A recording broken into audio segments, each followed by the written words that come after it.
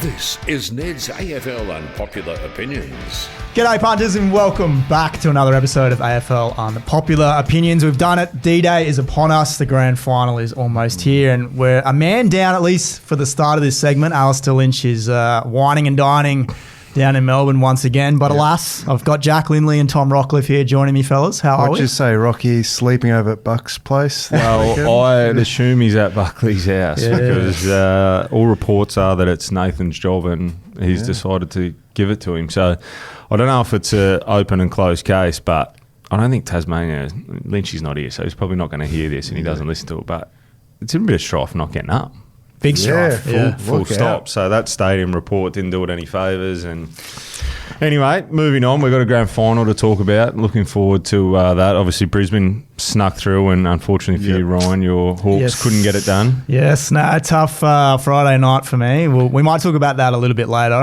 We're going to dive into some betting, though, which we haven't really done for a little while.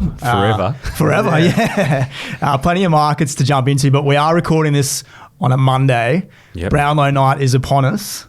And we're going to just start with who we each think is going to win this thing, because it's become very tough to predict over the years. Nick Dacos, I'll let you run through the numbers here, Jack, for the odds. So we got Dacos is a hot favourite at $2.50. He's finished second and third the last 2 years, so he's polled well. Did break the record last year, only to lose to Cripper. Then next favourite is Bailey Smith. He's at $4.75. Jordan Dawson, a lot said about him this season, $6.50. Then we got the two Suns players. We got Noah Anderson at $7. Matty Rao at $12. Rao did poll better than him last season, so we'll see what the umpires think this year. Then we got the big contract boy, Nazir Wanganing Milra at 41, so we drop off a bit in the odds here. We got Tom Green at 51, Caleb Sarong at 51 also, and then local boy Hugh McCluggage at 67s. Rocky, do you want to kick us off here, mate? Well, I think Dacos is obviously the favourite for a reason. He polls well.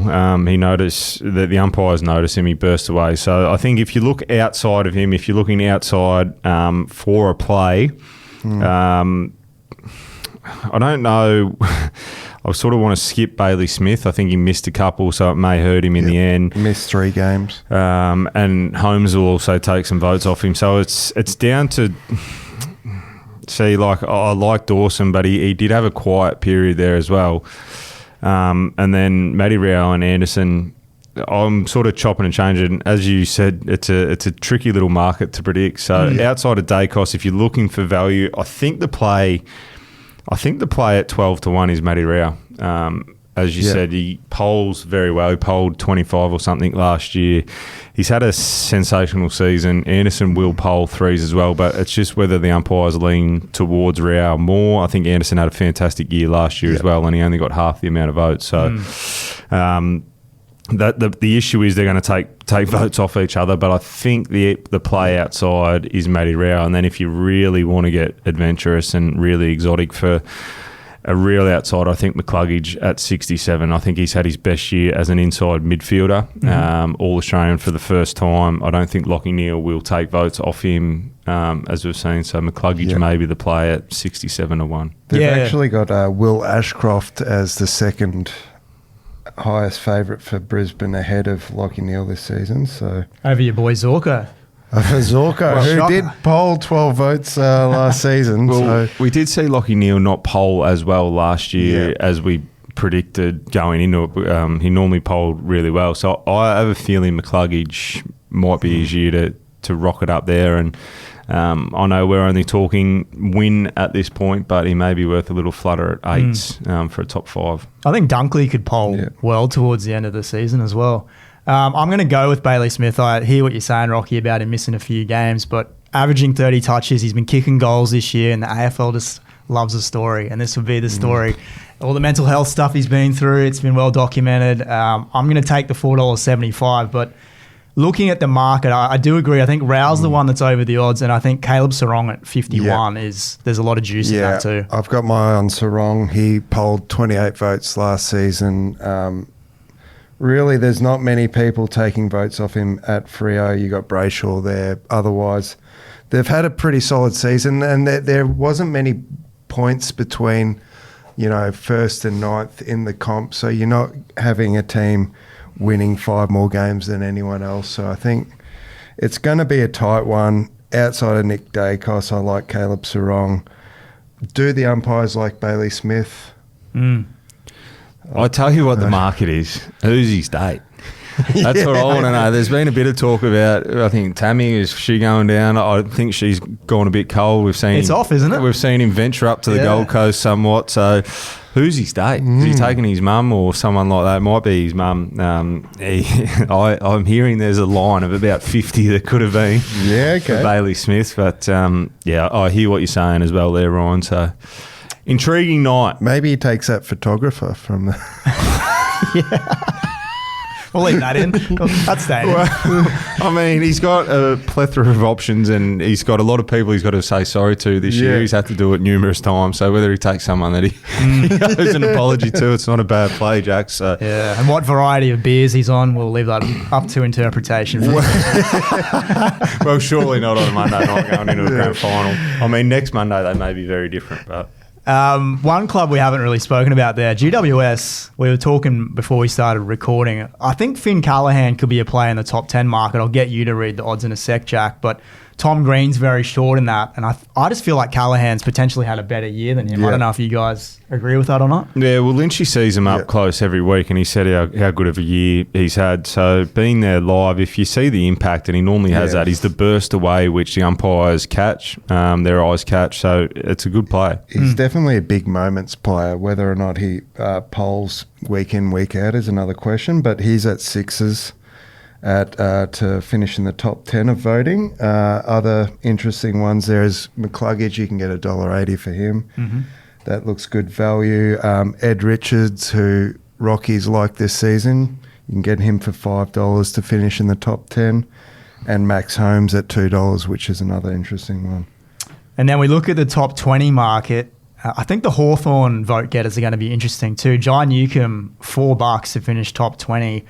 And then scrolling down, the only other name in the brown and gold is Jarman Impey at $26. I think Newcomb's going to poll very, very well as well, as he did last year. I've got the numbers in front of me somewhere. But any top 20 plays before we move on from Brownlow betting? Well, the top 20 plays potentially, I know that there's one ruckman that stands out, but we all agreed that Brodie Grundy had a 8 or 9 week period that was sensational, where he potentially gets a lot of best on grounds. At 3-1 to finish top 20, I think it's a good outside play, bit of value if you're searching around for something in that top 20. He may slide in an 18th or 19th.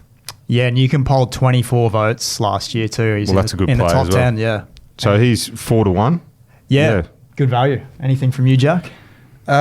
Just staying on the ruckman, Trishan Cherry's at $6 as well. If North get any votes, they're probably going to him other than the Cheezel game. So $6 might be worth a flutter there. Nice. All right, let's look ahead to the grand final on Saturday. Norm Smith's almost just as tough to predict as the Brownlow. Rocky, you hinted at Bailey Smith in the group chat on the weekend. Is that dead serious or no? No, wrong Smith. Wrong Bailey. I went with the other Bailey. I went with Zach Bailey. Zach Bailey, okay. I had a dream about him on Saturday night, so I've been on fire this year. What type of dream was that? It wasn't. It was a dry one. It was a dry one. 19-1. I had a dream that he kicked 5 goals. I think he's had an exceptional finals campaign, and for me, I don't think Lachie Neale plays. I know that if anyone could potentially do it, it's probably him. He's played through a hamstring this year. He's played through a quad. He's not worth the risk of taking in. So it means that Zach Bailey's minutes in the midfield go up, but he can also hit the scoreboard as well. So I think Lohman started the game really, really well last year in the grand final. Bailey got involved as well. We've seen that Ashcroft ended up winning the medal. Could have gone to Kalachi as well. I think Zach Bailey's in for a massive grand final, and I think Brisbane, obviously the loyalties lie there. I think they'll get the job done, and if they are, I think Zach Bailey's going to have a massive game.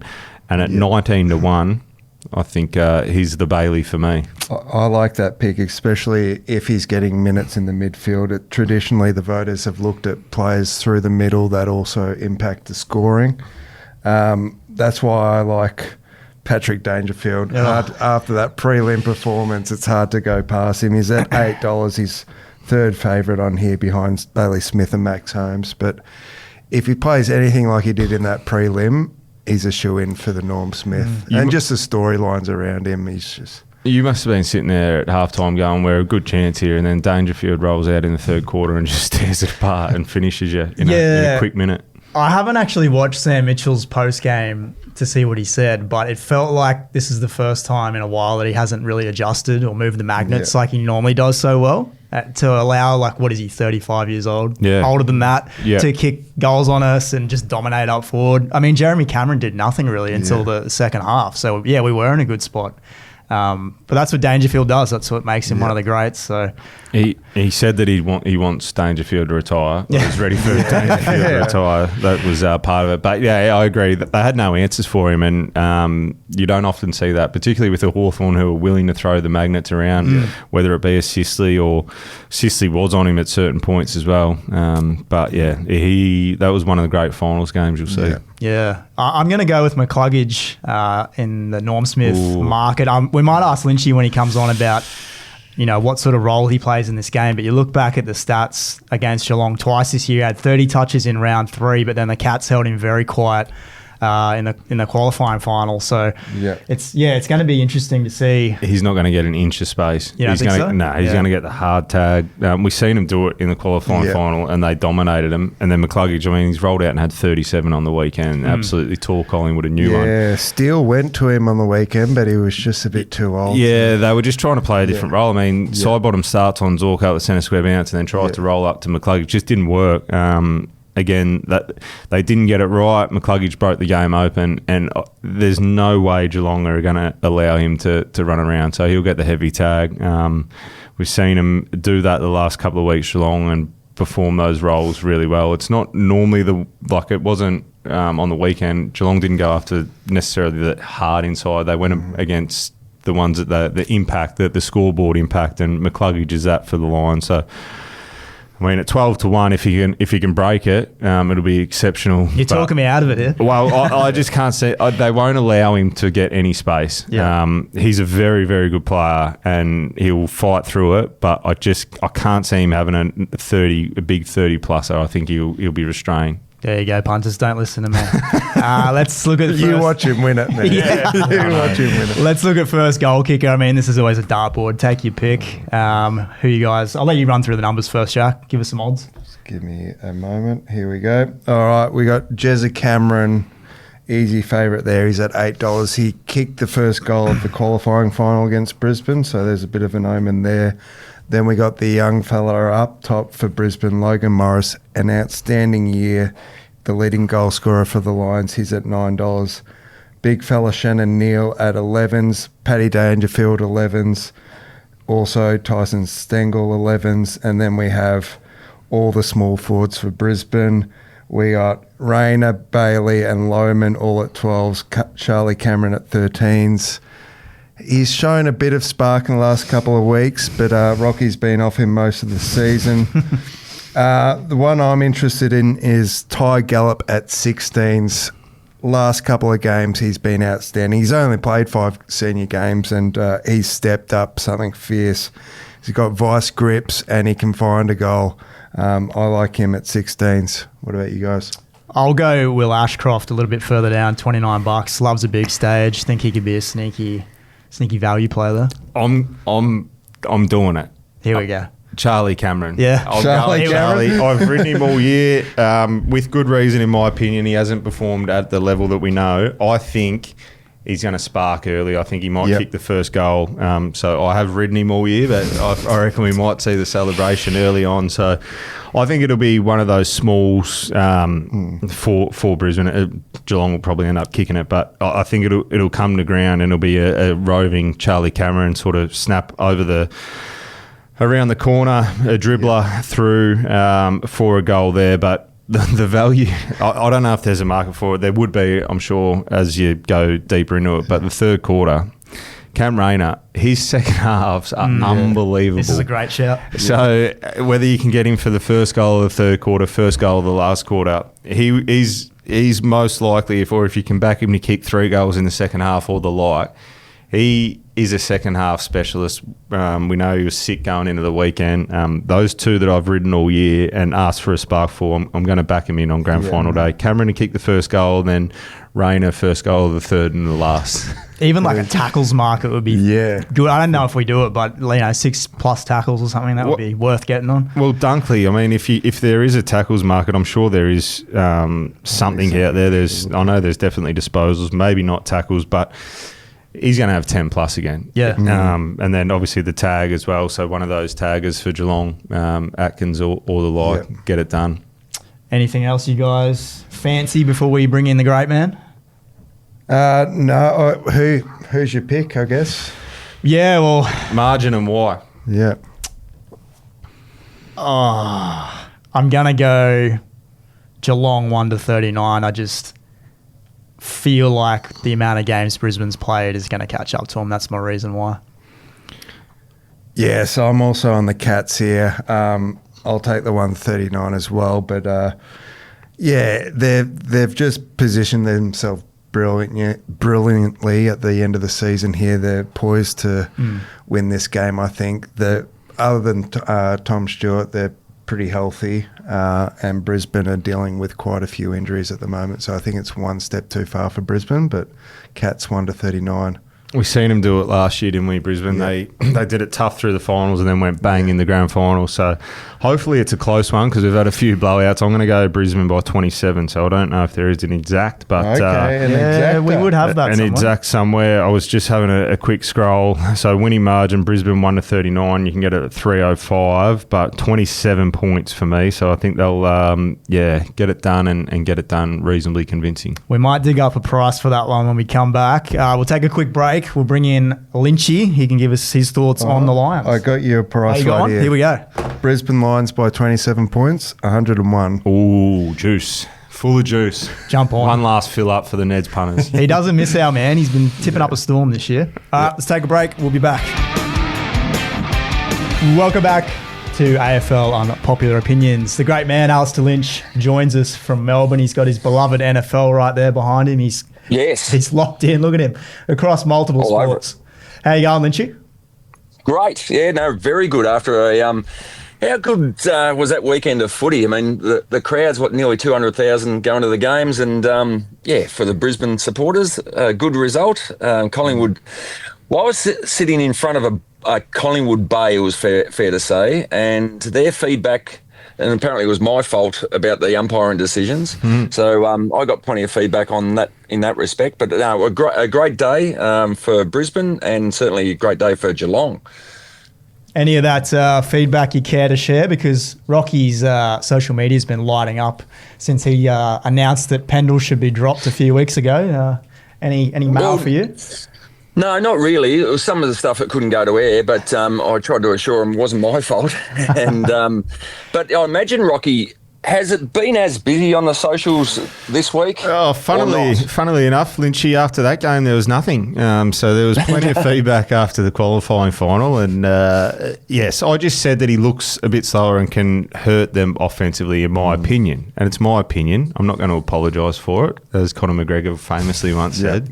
Apologise to no one for nothing. But that's just my opinion of the way Collingwood play. And, of course, it's not like the calf injury that he sustained on the weekend is, well, it's not because of his age. It's obviously just part and parcel of it. And as you get older, you become more inclined to go down that way. But, there was certainly none of that, Lynchy, with him going down in the first quarter, and not ideal. Like, you would have loved to see him play and be there for Collingwood. But the funny thing out of those umpiring decisions, maybe it's bias. It was, in my opinion, a clean spoil on Jamie Elliott. It's one of those ones that could go either way. I thought he nailed the footy. I don't think he made contact. It was a really good defensive spoil. The one that gets me is the one that we spoke about, is the goal that they reviewed, the Mason Cox one. If that was staggering. If that was clear that it came off his boot, then I was watching something else. No chance. I thought it came off Harris Andrews' boot, and then they changed angles, and Mason Cox's boot was that far away from it when it looked like it brushed on the other angle. So I know that they were disappointed, Lynchy, and the feedback would have been quite strong coming over the fence, but it's part and parcel.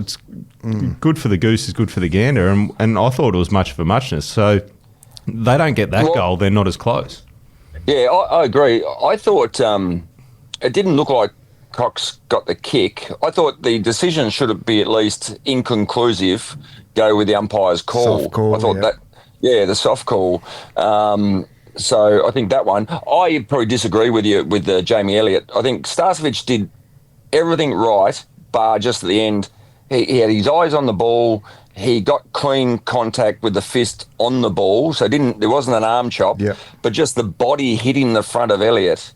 I thought it was a free kick. So I think he ticked a few boxes, but there was one big box that was missed, and that was front-on contact. So I thought it was a free kick. So I actually agree with the Collingwood supporters in that respect. But, they felt just there were a few different ones. Yeah, they've just been automatically paying those all season. I think that's the argument a lot of the Collingwood fans were making, that it is a soft free kick. It's like, you can't spoil front on anymore. So there's not a lot you can do, and I'm sure you turned around and told them you agreed with them, Lynchy, and said that it should have been a free kick. But what about the perfect play to start the game for Collingwood?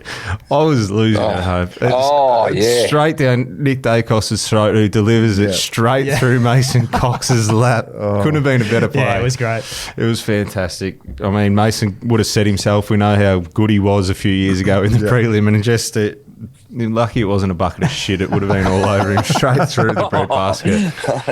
But that would have been, as you're saying, the perfect start. And because Harris is always going to drop off Mason Cox in that role that he plays, so you've got to hit up the target. So it would have been a perfect start for him. But it was compounded, that drop mark, with to lose any player, but to lose Pendlebury with that calf so early in the game, just would put shudders through the medical department and the coaching staff of the Brisbane Lions going into this week's game, I would have thought. Let's stay on injuries real quick.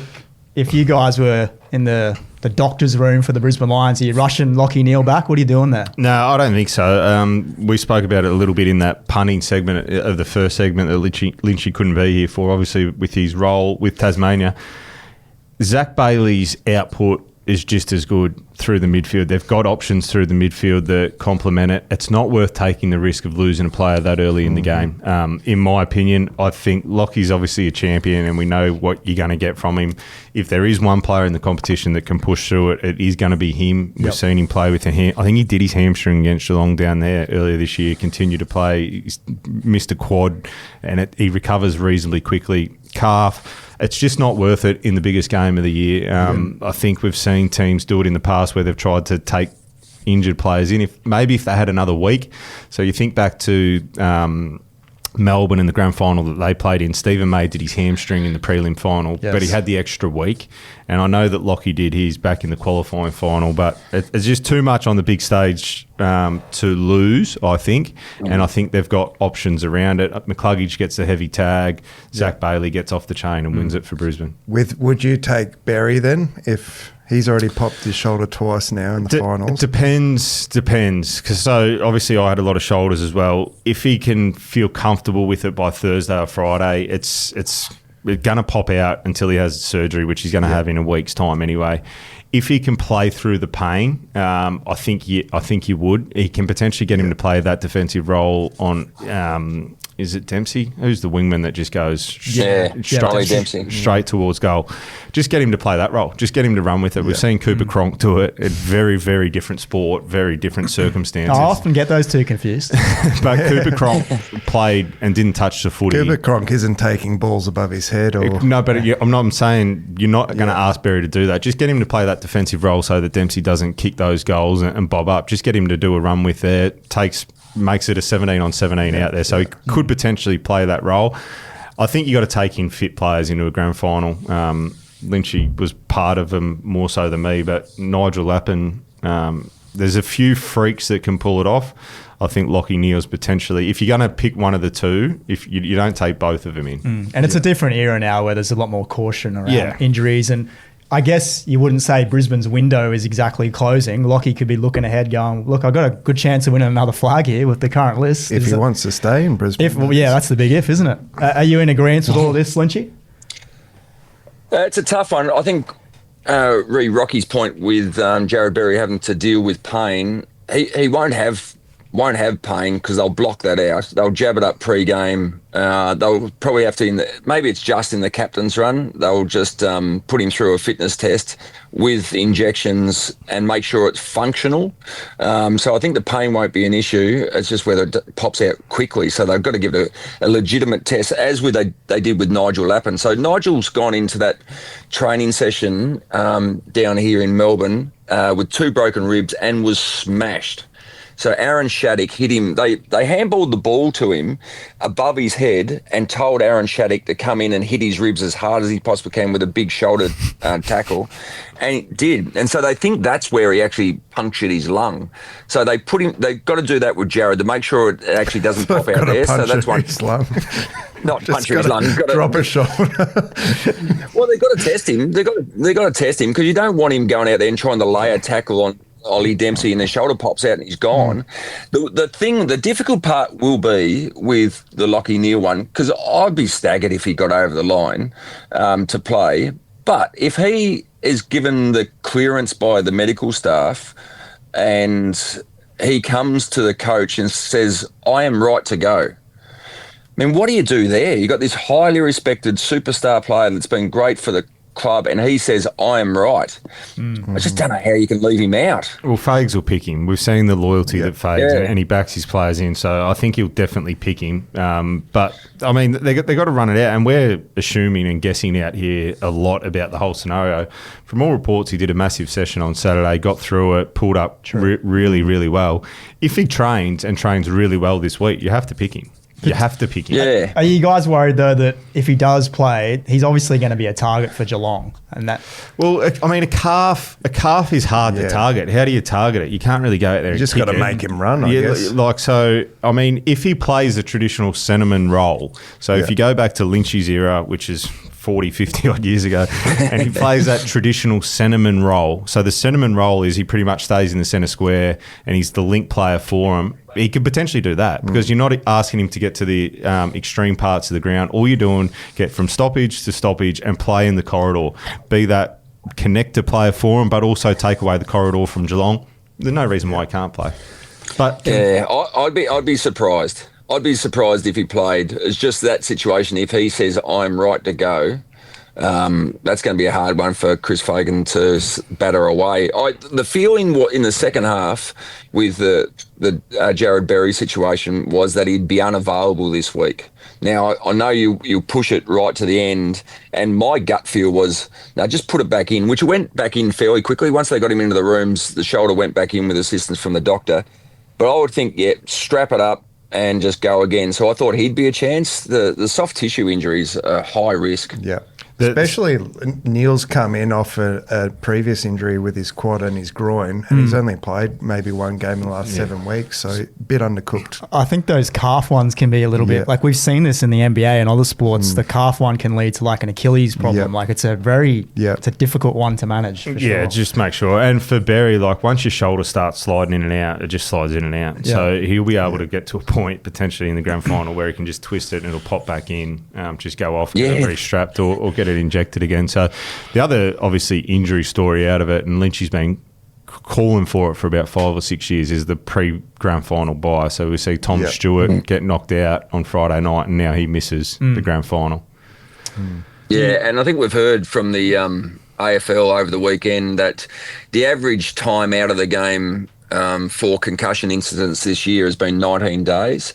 So like he mightn't be right to play, but the situation we've spoken about, and it's more than just a concussion, it's about sort of having the pinnacle of your game, grand final, the grand final, get people and players and fans whipped into a frenzy and the best prepared with the bye, but it also alleviates this issue. But we know if he ticks every box, you'd be so tempted, wouldn't you, to be looking at a legal route to get an injunction to play. Now, I know it's probably impossible, but this is the 12-day sideline is an arbitrary number that's plucked on the back of research as a protect all, basically. In the NFL, and you guys are big NFL supporters, in the NFL, there's a 5-point protocol but it has nothing to do with timing, but you've got to tick all these boxes and then you're back. So like sometimes it's less than 7 days, sometimes it's more, but that might be the route.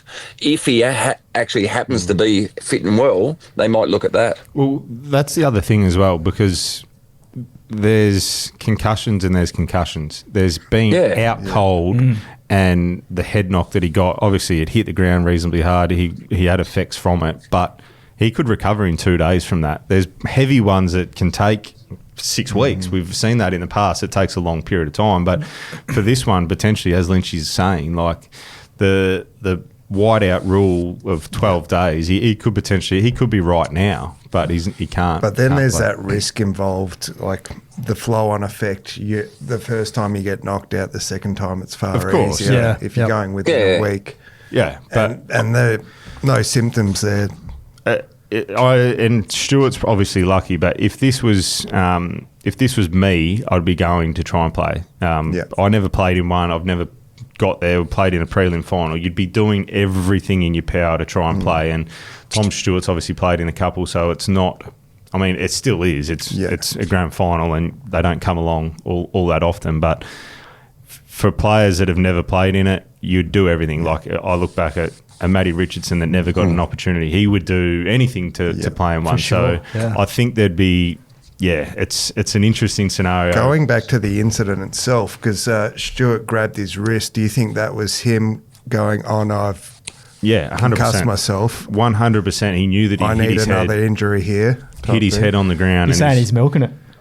Not milking it, but just saying this is why I'm on the ground. Yeah, I think he was disguising it. Yeah, he was going to be reviewed straight away. He knew that his head had hit the ground, so he's gone, oh, I'm actually not that bad. Yeah. I've obviously been hit in the head, but I'm going to grab my wrist and give myself a chance here that, say, it's a wrist injury instead of a head injury, which I think also goes to the point that maybe it wasn't a massive concussion and potentially he would be right by Saturday 2:30 when the game starts. But what about hypothetically if Hawthorn won that game? Maybe or Charles probably looking at a week. we got 3. Well, he's got There's 3. Got 3. Lynchy, you said in our group chat, if you were him, you'd bring out the lawyers. Do you think there was much malice in the tackle? Oh no, I was referencing the Tom Stewart side of things. Oh, okay, right. Yep.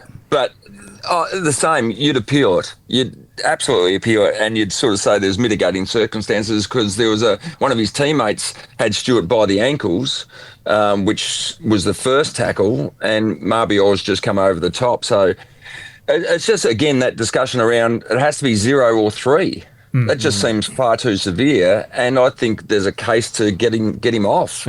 But it's head contact, and so you're always in all sorts of strife. Yep. So in that situation, you understand why he's got the 3, but I'd be appeal on it. If I was Joel, I'd appeal it this week anyway because I don't want to miss the first 3 weeks next year. And if he gets off, no one's even going to bat an eyelid because they're talking about the Brownlow medalist on Tuesday, talking about the grand final. They're not talking about a 3-week suspension down to 0. That will be the 15th media story on AFL.com. So challenge if I'm in for sure. Yeah, the timing is great. All right, let's get to some predictions here, Lynchy. You've been down in Melbourne. You saw the Lions firsthand last week. Can they win this game?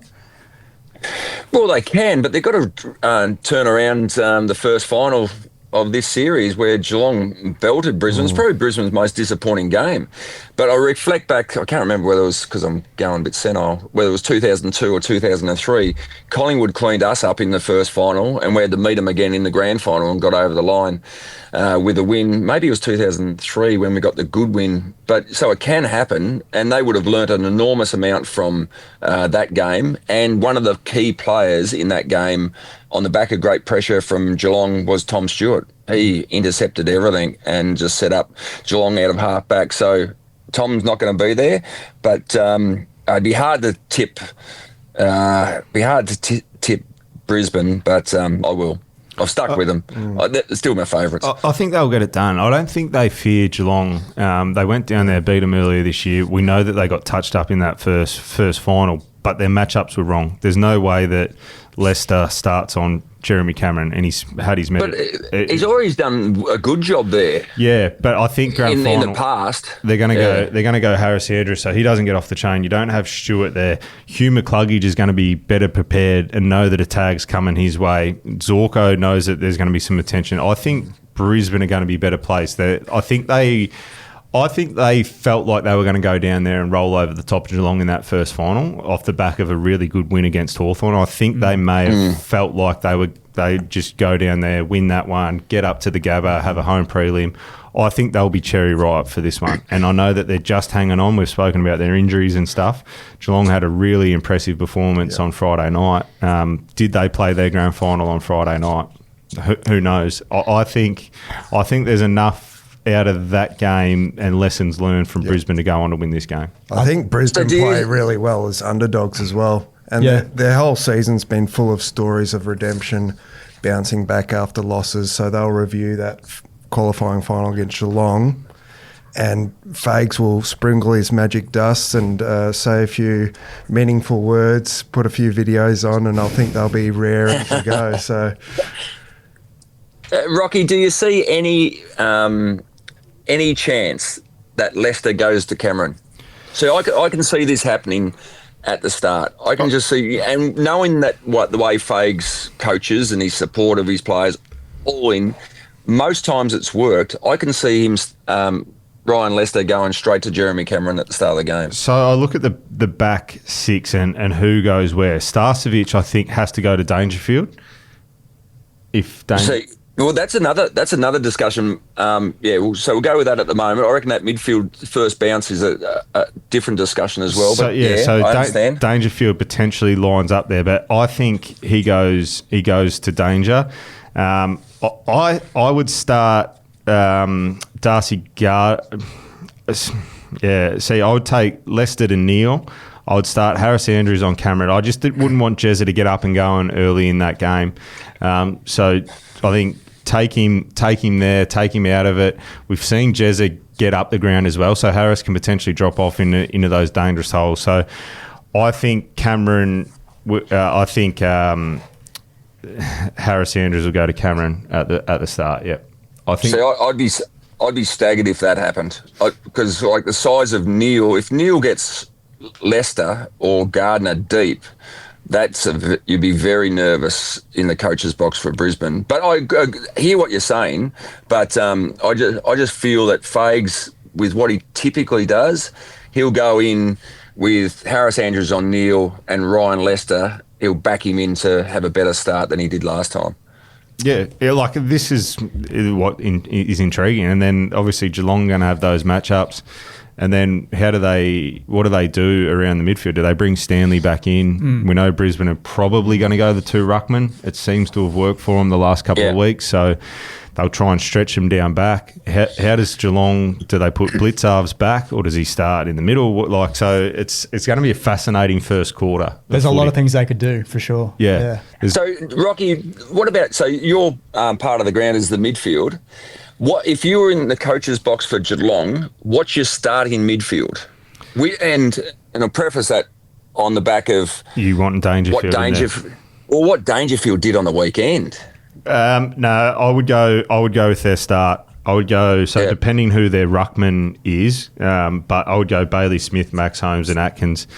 Potentially, or whoever's going to run with McCluggage is probably in there and shutting him down. You don't want him to go start well, but I would go Holmes and Smith. I think Dangerfield, I know we've spoken about it at length, where's his best position if you want to win the game? Well, we've seen him in the midfield and forward. He can have the impact. I think if he come out of the goal square, kick the first goal, I think that would have more of an impact than him being in the middle. I think they can get the job done with Holmes and Smith in there, but potentially Atkins or whoever the run with is. Well, who would Dunkley go to in your opinion? Who do you want Dunkley to shut down in this game? Smith or Holmes? Can he run with Smith? I mean, it's probably Holmes. I mean, he can run as well. I mean, which is the tough thing. I don't think he will go for the Rao type lockdown. So because I'd think that Geelong go all in first bounce of Atkins, Smith and Dangerfield, and they'll be up against McCluggage, Dunkley, and I'd like to say I'd chuck Rayner in first bounce. Depending on if Neale's obviously in there if he's playing, but I'd put Rayner in to get started and just go all chips in. Well, yeah, I think like Bailey has started in there as well, Zach Bailey, if he's not there. If Dangerfield starts in there, I think Dunkley, that's the matchup. I'd love to see Rayner on Dangerfield. I reckon that would be fascinating. Two balls going at it. The thing with it is, I think like we can sit here and you can make an argument for both teams really strongly, and we have been able to do that in the past, but we've seen those blowouts, and Brisbane got hold of Sydney last year. For whatever reason, I don't think there's going to be a blowout this year. I think it's going to be an arm wrestle for large chunks and then potentially open up in the second half. But there's mouth-watering contests everywhere you look. Like the kids, the Twin Towers, so you have Alastair, Lynch and Jonathan Brown when they're at their prime, and Brisbane are winning those grand finals of 01, 2, 3. You've got a 19-year-old and a 20-year-old kid playing key position posts for Brisbane and getting it done. You've got Gallup and Morris. Morris has kicked over 50 as a 20-year-old, which is off the charts for a key position player. Yep. Then Ty Gallup has played a handful of games, and he was almost Brisbane's most influential player when it counted on Saturday night in the prelim. It's incredible what their key posts are doing at that end of the ground. And that's the difference between them and other teams. I think Craig McRae touched on that post-game, saying that Collingwood hopes they can find those role players that can step up. So that's why they're here again. Well, and I know that the southern states are going to blow up about it, but we've mentioned it many times on this show about making sure your academies are really strong. So each club should nearly get an academy. Lynchy spoke about West Coast. Get one, and that's how you get back up the ladder. Gallup's performing so well because of the academy that's in place in Queensland for Brisbane, and he's come on and really come on in leaps and bounds. This is what you can do with the right programs around these kids. The AFL's got the money. Build the programs, build the academies out so they're filtered around the competition.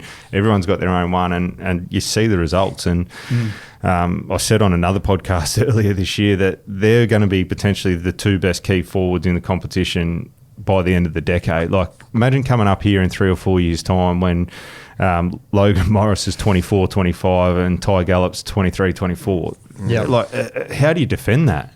You can't. There's no answer. No.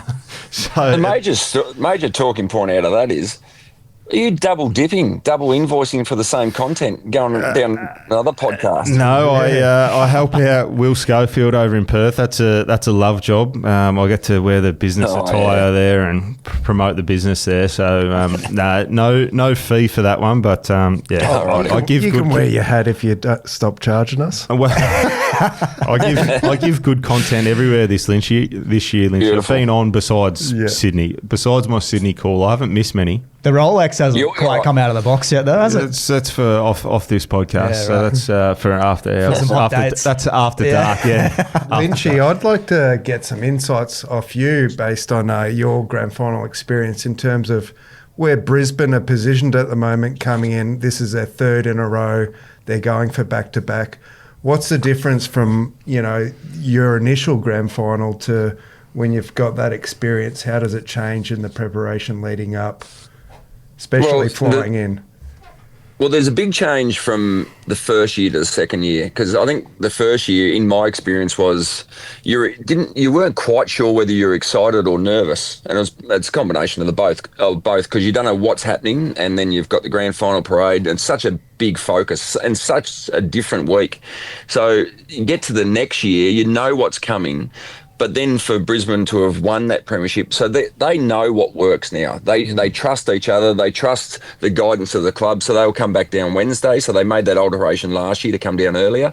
So they're very content and well prepared. So, and with the young kids that haven't played, like Gallup, for example, and Levi Ashcroft, they've got enough experience around them now to make sure that they're sort of pretty calm and prepared as well. So they've got no stress about the week ahead. You got the biggest trap you can get into in these sort of games is thinking about the end result. You think, oh, shit, I hope I have a good game, hope we don't lose, hope we win.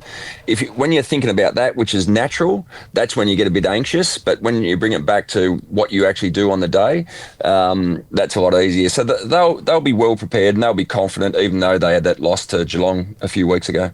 Do you have a little bit to do with Chris Fagan here and there? I know you talk sometimes. Yeah. Do you think this one might be more important to him than... I know getting the first flag's obviously the best, but what he's been through this year in terms of injuries, and what the clubs had to overcome, do you think this one could potentially be more important if they do win? Yeah, well, I don't know whether that's more important. It'd be probably more satisfying.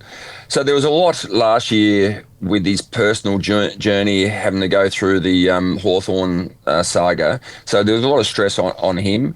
This year, we've spoken many times, and he'd bristle at times, but even though they were in second spot, we didn't think they were playing well consistently.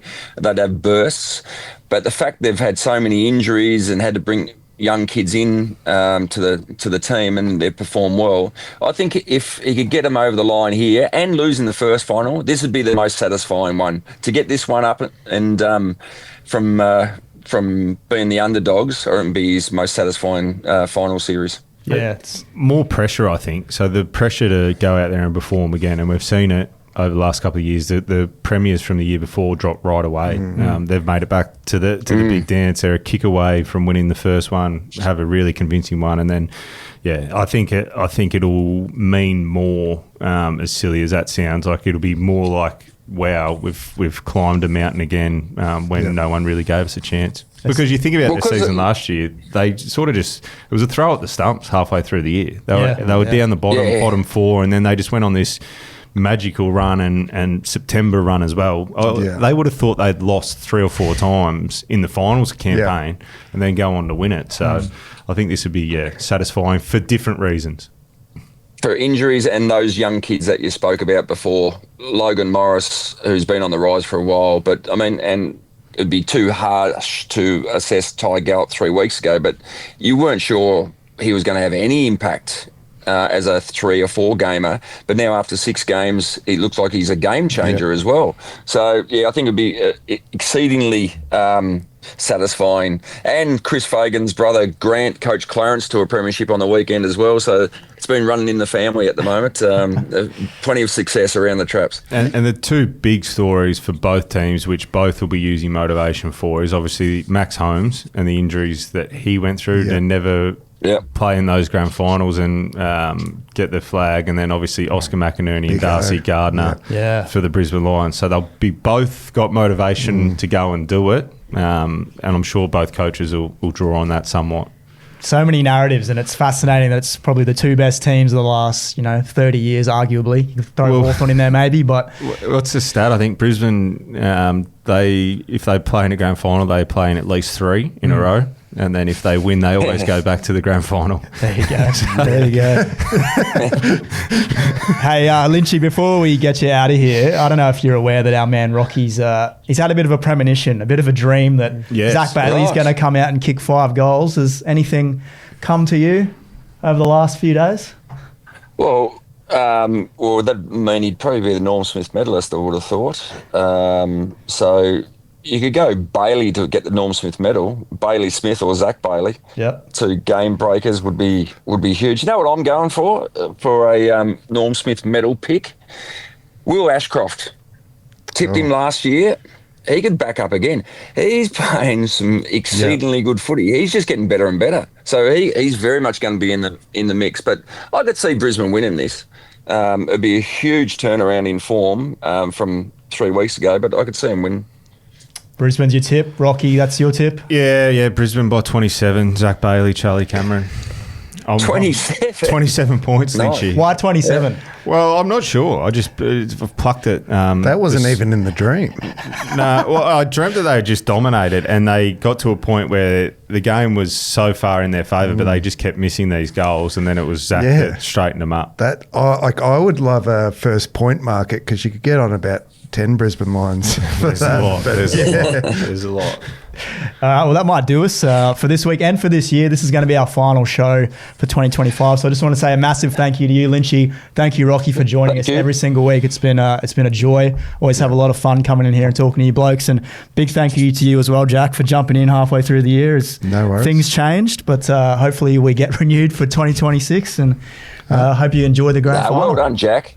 It's a credit to you, Jack, to want to actually come on an AFL podcast when you're an Essendon supporter. I mean, I reckon it's courageous, and it's a credit to you. Yeah, thanks, mate. You haven't made it easy for me, obviously. We didn't even touch on that today, but the board's about to be overthrown. at Essendon apparently. So Well, we can save it for next year, I think. and Alastair Lynch should be the coach in 2026. That's why he's in Melbourne. Which mate are you going to That's throw right. under the bus next for the Essendon job? Yeah, take that job. It'll be great for you. Yeah, we all might be playing in the midfield for Essendon the way they're going. And a shout out to our producer, Rich, who makes Yeah. us look good every single week. Good on you, Rich. Yeah. Cheers, Rich. All right, boys. And you, Riz. Well done, Stepped Ryan. up as a host. Yeah. Big shoes Done to a fill, I know. fantastic job. Massive shoes to fill, some Yeah. might say. Well done. All right, boys. Enjoy the grand final. We'll be back next year. See ya. What's gambling really costing you? For free and confidential support, visit gamblinghelponline.org.au.